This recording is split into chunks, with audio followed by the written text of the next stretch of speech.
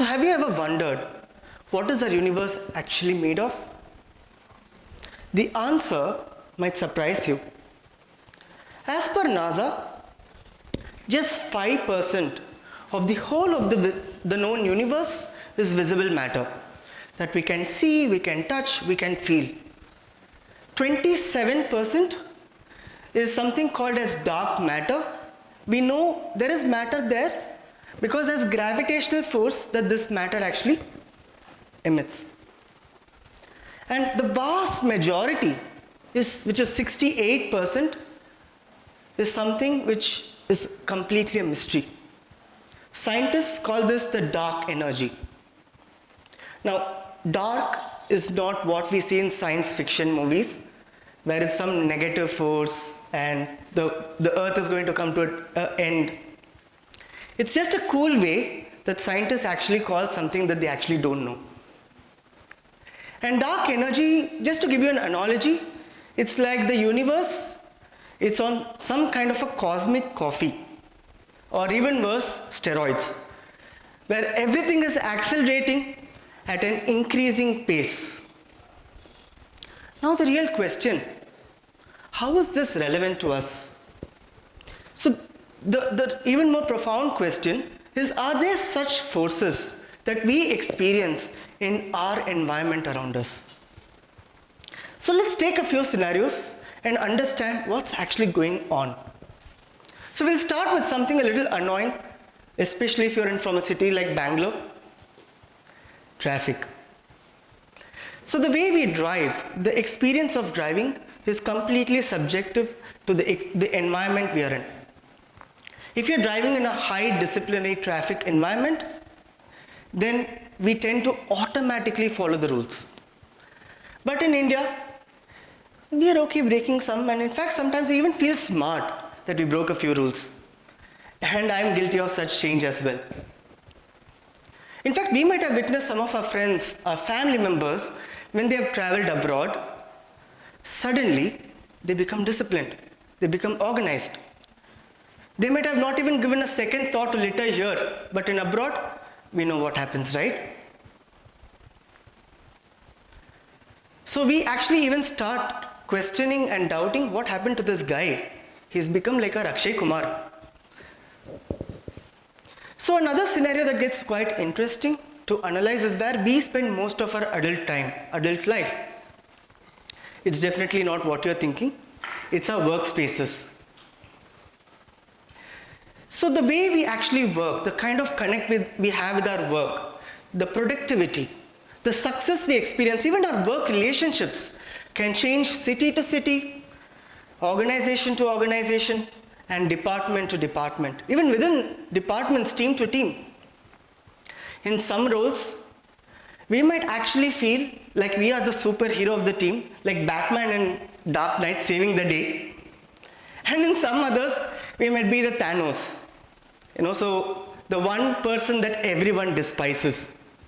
And needless to say, the countless other roles that we play between these two extreme roles. And the change need not be very profound at times. It can be very subtle. It can be in the way we walk, the way we greet, the kind of energy we bring to the workspace. So I remember the first time when I went to US on work to Houston at my office, I used to be like, hey, hi, good morning, smiling as if I was in a toothpaste commercial. But when I came back to India, I was like, hey, hi, and that's about it. Go to my workspace and start my work.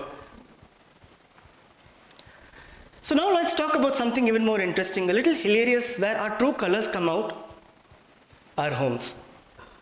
And every room has its quirks.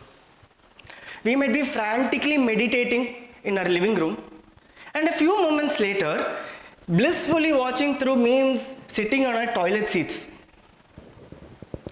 In fact, a fun fact would be something like this, where in 2015, a Verizon study pointed out that 90% of the people who are surveyed depicted this kind of behavior.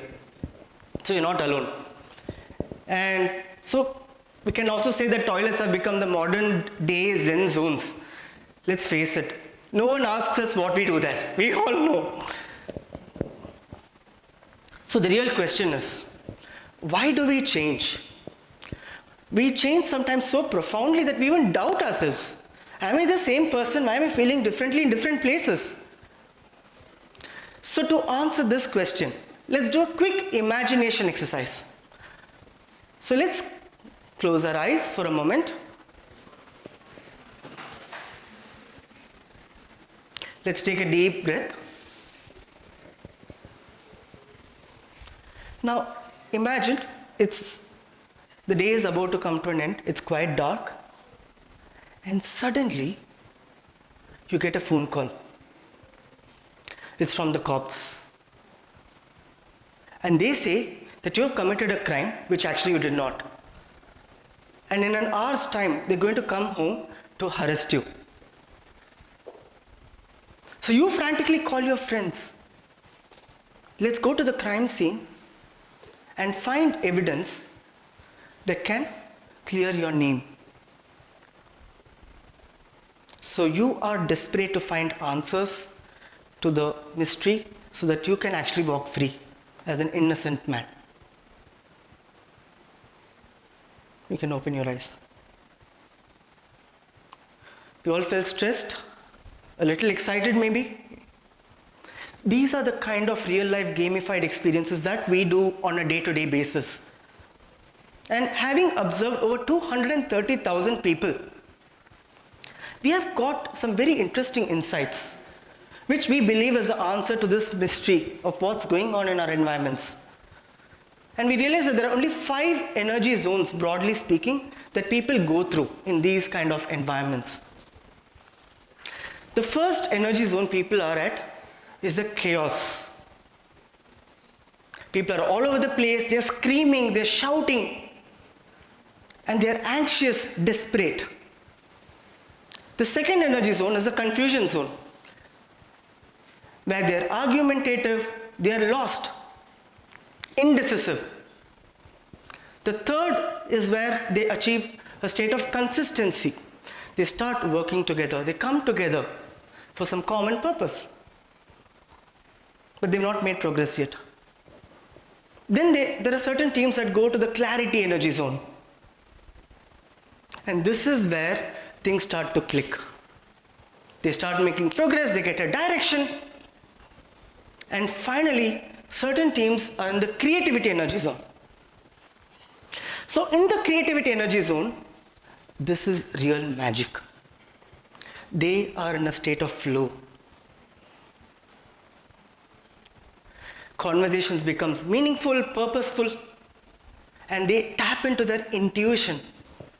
Imagine a Jordan or a Messi, our own Tendulkar or Dhoni, when they're in their prime form, they're literally unstoppable.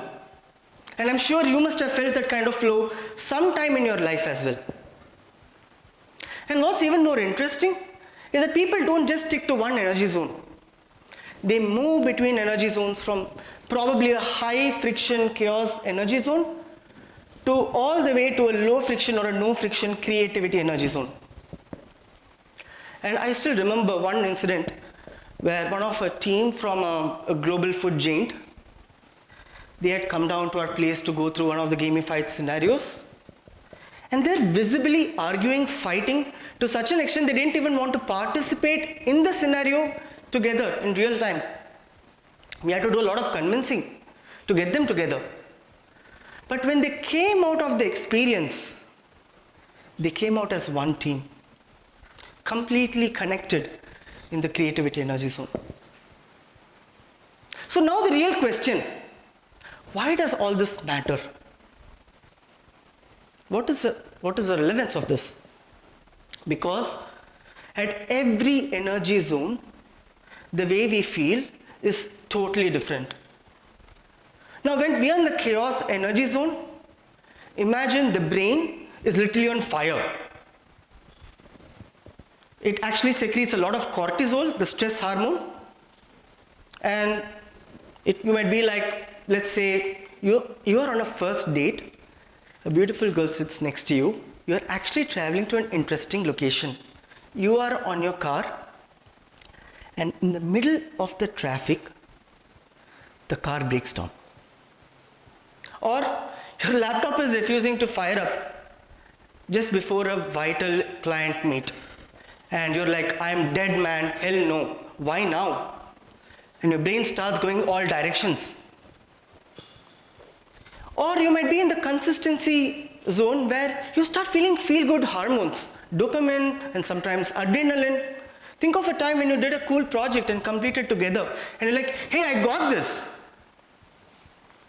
And when your brain is in the creativity energy zone, along with this feel-good hormones, you might actually have the hug hormone, oxytocin, or serotonin, which is when your brain is in the state of alpha.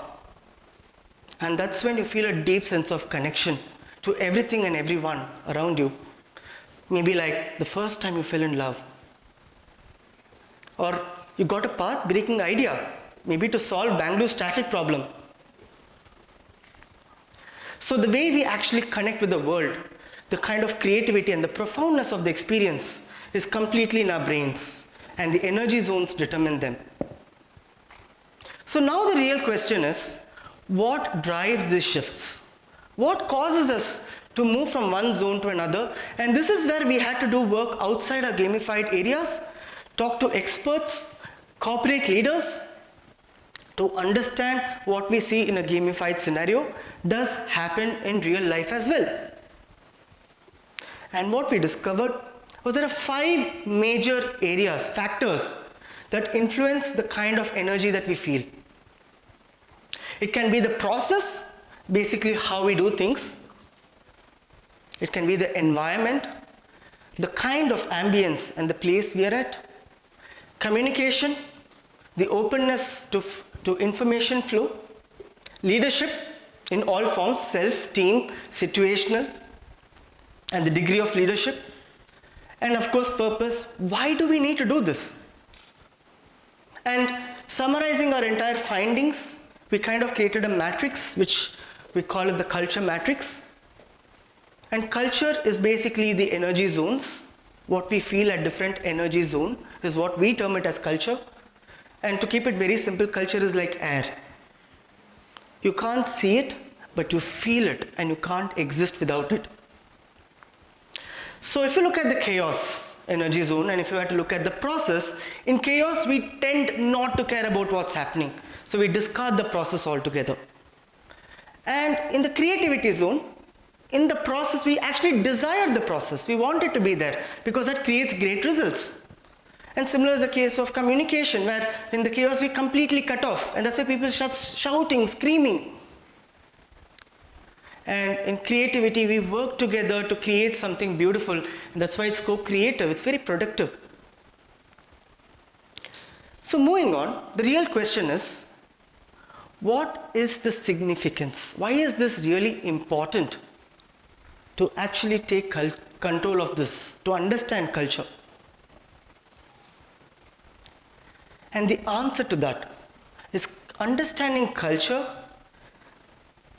gives us the power to create environments that are charged, energetic, and super productive. It is literally the difference between a struggling startup trying to find its brand to a brand like the Netflix, where creative culture breeds super profits. And this is the way you can achieve your dream of growth, of profits. And interestingly, we've been able to build tools that can actually study, understand, and even influence it. So with the advancements of technology, especially with AI, the planet is accelerating at a very accelerated pace, just like our universe. But with the understanding of culture, we can actually create a progressive society, great workplaces, beautiful relationships at home, and a fundamentally free person.